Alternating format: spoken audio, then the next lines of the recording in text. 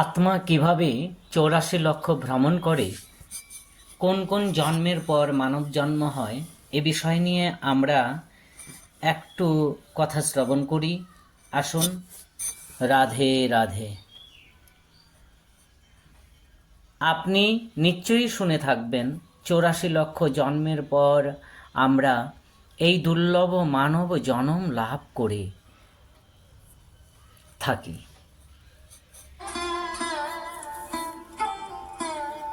অর্থাৎ আমাদের এই মানব জন্মের আগে আমরা 84 লক্ষ যোনি ভ্রমণ করে এই মানব জন্ম পেয়েছি। কিন্তু জানেন কি, আমরা এই 84 লক্ষ জন্মে কোন কোন রূপে জন্মেছি এবং মৃত্যুবরণ করেছি? পুরাণ শাস্ত্রে যাহা আছে বর্ণন, শুনে সে 84 লক্ষ যোনির বিবরণ। আপনারা নিশ্চয়ই অবগত আছেন যে ঈশ্বর পৃথিবীতে 2 শ্রেণীর প্রাণ সৃষ্টি করে থাকেন। এর প্রথমটি হচ্ছে স্থাবর, তথা যারা একই স্থানে জন্ম এবং একই স্থানে মৃত্যুবরণ করে। আমাদের আশেপাশের গাছপালা, তরুলতা এই শ্রেণীর উদাহরণ। আর দ্বিতীয় শ্রেণীটি হচ্ছে জঙ্গম, অর্থাৎ যে শ্রেণীর জীব চলাচল করতে পারে।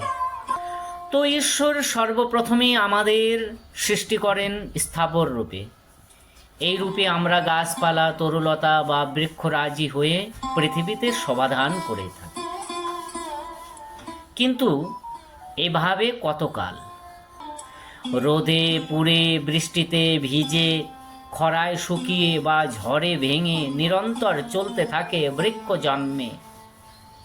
জন্ম। কিন্তু অবশেষে 20 লক্ষ বার গাছপালা রূপে জন্মের শেষে আমাদের জন্ম হয় তুলসী বৃক্ষ রূপে।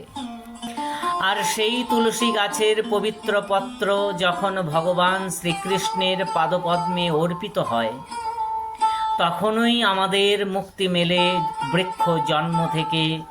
কবি বলেছেন, 20 লক্ষ বার বৃক্ষ জনিতে জনম, তাতে যত কষ্ট হয় অশেষ কারণ।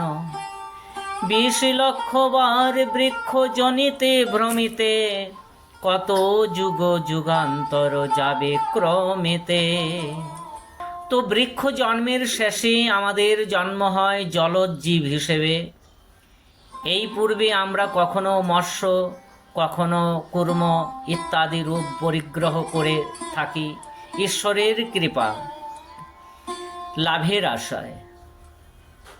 কিন্তু এভাবেও বা যাবে আর কতকাল? অবশেষে আসে মুক্তির সময়। 9 লক্ষ বার জলজ প্রাণী হিসেবে জন্মের পর আমাদের জন্ম হয় শঙ্খরূপে।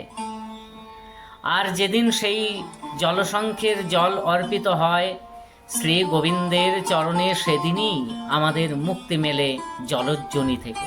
তাই কবির ভাষায়, মৎস্য কুর্মে 9 লক্ষ বার জন্ম হয় ভ্রমিতে, পারিতে জীব কত কষ্ট পায়।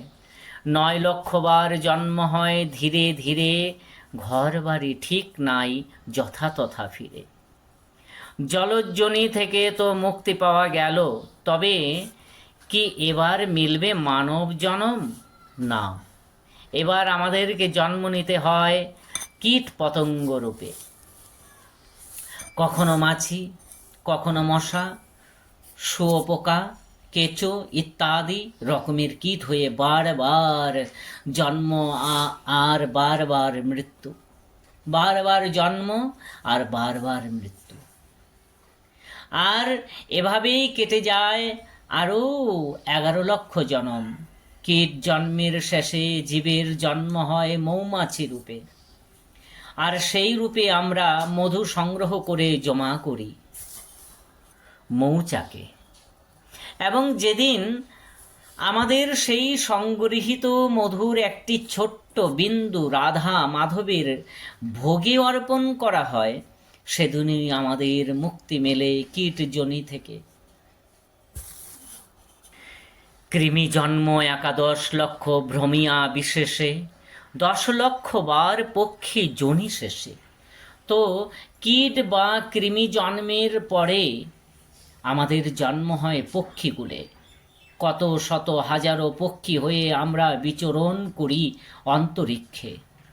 তবে এ জন্মেও কখনো কখনো সর্পের ভয়, কখনো তীব্র ক্ষুধায় খাদ্য অভাব, কখনো ঝড় জলে নিরে ছিঁড়ে পড়া ইত্যাদি রকমের যন্ত্রণা সহ্য করতে হয় আমাদের। তবে হ্যাঁ, অন্য জন্মগুলোর মতো এ জন্মেরও শেষ আছে। 10,00,000 বার পক্ষীগুলো জন্ম হওয়ার পর আমাদের জন্ম হয় ময়ূর রূপে। আর যেদিন সেই ময়ূরের পালক মোহন বংশীধারীর চূড়া মণিতে স্থান পায়, সেদিনই আমরা মুক্তি লাভ করি পক্ষী জনম থেকে। কি ভাবছেন, এবার কি পাবো সেই সাধের মানব জনম? না, এবারও নয়। এবার আপনাকে জন্ম নিতে হবে পশুকুলে, অর্থাৎ কখনো মাংসাশী বাঘ, সিংহ বা নেকড়ে রূপে, আবার কখনো মাংসাশীদের ভোজন রূপে তথা মৃগ, ছাগ ইত্যাদি রূপে। আর এভাবে খাদ্য ও খাদকের রূপে আপনাকে জন্ম নিতে হবে 30,00,000 বার। এরপর একদিন শ্রী মধুসূদনের কৃপায় আমাদের জন্ম হয় ধেনু তথা গরু রূপে, এবং গাভীর গোদুগ্ধ দহন করে যখন গোবর্ধনধারীর ভোগে অর্পণ করা হয়, তখনই আমাদের মুক্তি মেলে পশুজনি থেকে। জয় গোবর্ধন মহারাজ কি, জয় গিরিধারী লাল কি। তাই কবির ভাষায় 30,00,000 বার জন্ম পশুর জনিতে, নানা রূপে কষ্ট পায় অবনীতে। অবশেষে গোজনিতে জন্ম যে লয়, এবং এর চেয়ে উত্তম জন্ম পশুকুলে নাই। তো গোজন্মের পর আরও 4,00,000 জন্মের পর আমরা লাভ করে থাকি দুর্লভ মানব জনম। তবে এখানে দুটি মত প্রচলিত রয়েছে। একটি মত বলছে এই 4,00,000 জন্ম আমরা অবহেলিত মানব হিসেবে জন্ম নিয়ে থাকি। গোজনির শেষে পশুজনি নাই, মানুষ্যজনিতে এবার জন্ম তার হয়। মানব কুলেতে জন্ম 4,00,000 বার, অপরূপ সে বার্তা কহি সবিস্তার। তবে অন্য মতে গোজন্মের পর 4,00,000 বার বানর জন্মে জন্মাতে হয় আমাদেরকে, এবং এভাবে 84,00,000 জন্মের পর আমাদের জন্ম হয় মানুষ রূপে। তবে মানব কুলে জন্ম লাভ করার পরেও যদি আমরা আমাদের আত্মাকে মুক্তি না দিতে পারি, তাহলে আমাদেরকে আবারও এই 84,00,000 রূপ পরিগ্রহ করতে হয়।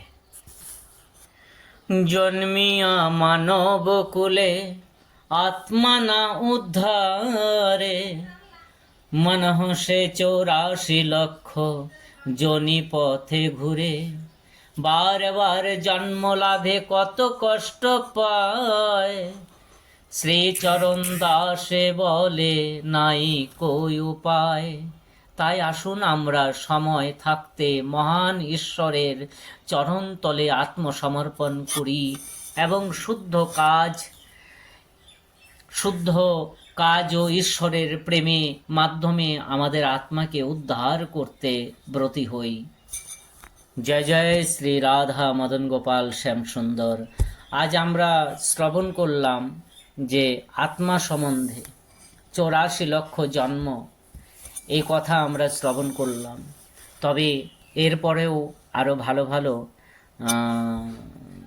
কিছু অমৃতময় কথা জানবার জন্য আমাদের পাশে এই ফেসবুকটাকে লাইক, কমেন্ট, শেয়ার করে দেবেন, পাশে থাকবেন, যেন এরপরে আরও ভালো ভালো ভিডিও দিতে পারি। রাধে রাধে। সবাই একবার বলুন রাধে রাধে।